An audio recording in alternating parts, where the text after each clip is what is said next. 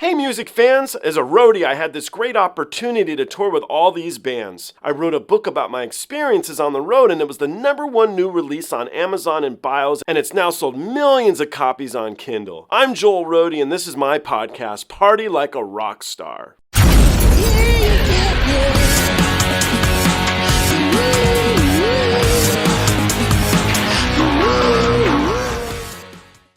Have we heard of a band called The Warning, and they're out of Mexico? No, but it's funny. My wife and I have been, and I don't know band names, but we've been really listening to some interesting Mexican hardcore Oh, okay. music, and some of it's damn really good. Some of it's like, it was recorded in the basement, and some of it though, and even that though is pretty cool. But it's awesome, especially when they're singing in Spanish. Oh, I totally agree. Yeah, I like Yeah. this stuff in other languages a lot. All right, let's jump into some Warning, and you can let me know what you think. You've Warning. been warned. Uh-oh. This episode features John Collura. He was in the band Beefcake, but is best known as being the guitar player of the band the Ataris. John's a good friend. He's a great guy. I think you guys are going to enjoy his reaction. There are some dates set for Atari fans to go see their shows. They have some new tracks I heard recently that I think are awesome. So I'm excited about them and I hope you guys are too.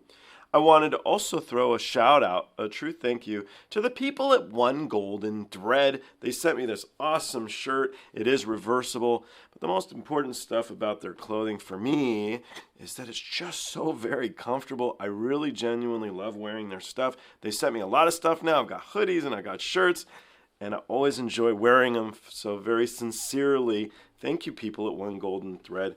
They come in these nice little bags, and you can read up about them at onegoldenthread.com. Check them out, guys. You'll feel better about yourself wearing their awesome clothes for real. Feeling better about yourself, I also want to say a thank you to one of my subscribers, Jeff from Chicago. Jeff sent me all this cool stuff to listen to. Baby metal, show ya some awesome stuff, not just the CDs and whatnot. Also got a pretty cool Bandmade poster that he sent me. Thank you, ladies at Bandmade, for making this, and thank you, Jeff, for thinking of me to send it to. Guys, let's jump into this episode of Road Dogs and Rock Gods and see what our friend John Collura has to say. Let's do this. Okay, this is the Warning. They are out of Mexico. If you think the three young ladies look similar to one another, it's because all three of them are related. They're sisters. And so they're a rock band. I think they're really talented. This was, I don't want to get into it too much before, but this is their newest release. The track is called Sick.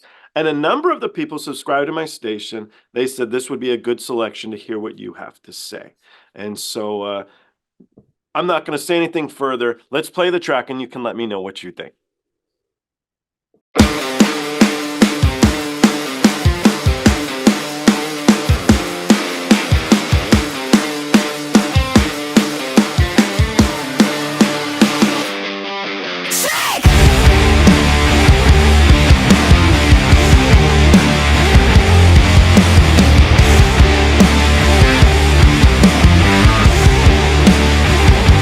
Help me now, 'cause I only debate when I see the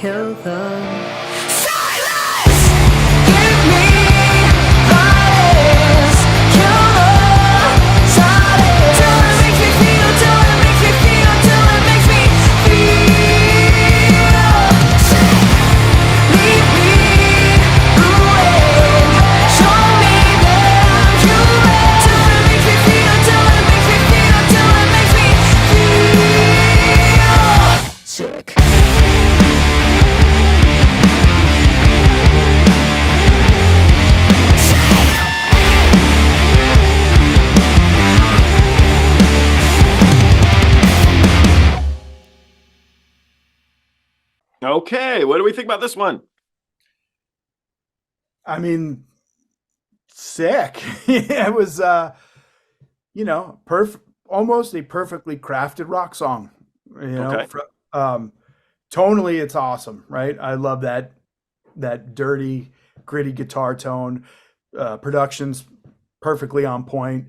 It's like almost every little perfect trick is in that song, whether it's a falsetto at the right time, a minor note that comes before the chorus, even the little change on the last chorus, the way the notes descend or a little different than the normal chorus, which is again nerding out on the scientific parts of writing the song. These are all really well crafted, and it's a good song. This is a very, very good song. That's See, it's interesting. I was trying to be careful in the beginning because I didn't love it. And it was just released and I didn't love it. And I like the band a lot. And so I try to do as many of their videos as I can. And I really support them. They're really talented. Live is a different experience always, but they have these wonderful, raspy, tough rock voices. And in this particular track, I felt that the vocals were downplayed a little bit to be more sing-songy. And I thought it lost a little bit of rock edge. The guitars, I actually thought sounded like Stone Temple Pilots a little bit. I thought Dean DeLeo would like that dirty crashing sound. So now that I've changed, now that I've opened up a different door, do you hear any of that I hear? And it's a little difficult because you haven't heard them live. Exactly. So if I'm not knowing exactly how the other songs, but I would say then this was the single, right? Mm-hmm. This is what will maybe catch somebody who may not be into something that's a little more gritty that they do, right? Yeah. You know how not all, but there's so many bands that sound a particular way, but they're like, you know what, let's throw in this single here, and that card drags you in, and then maybe you're a fan. Well, I think like Boys of Summer was thrown on the album at the end of the very end, like random, or isn't that the story? Like you guys weren't going to put it on there even. Yeah, it was going to be like a track. Well, it's funny. It is track 10. It's track 10. Tell me any other record that had a pretty massive single that was track 10. Never. It's 1, it's 3, it's 2, maybe 4. 10, no. It was supposed to be an afterthought.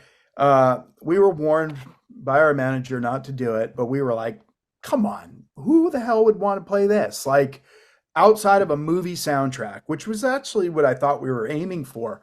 Right. Of course, when the label heard it, they're really sneaky about being like, no, you should put it on. It really fits the vibe of the whole record. And it did. It definitely was not a fish out of water. And that's why there were a lot of people at the time that actually thought it was our song. Right? They just it's different. Different generation. You had a younger audience that thought it was our song. So it does perfectly meld into So Long Astoria. But yeah, and you're right though. A lot of people that heard that song definitely bought the record and didn't know who we were. And then they listen to the rest. They start to like it, and you.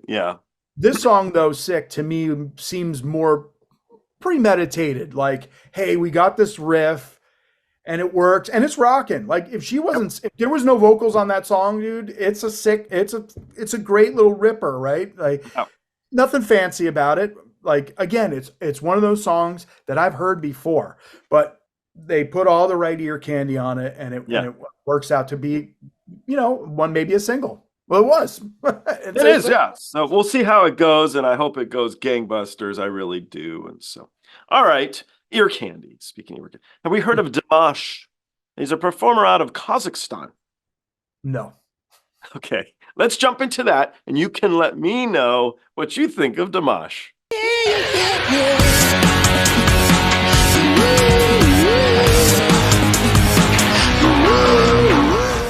Hey, the podcast is over.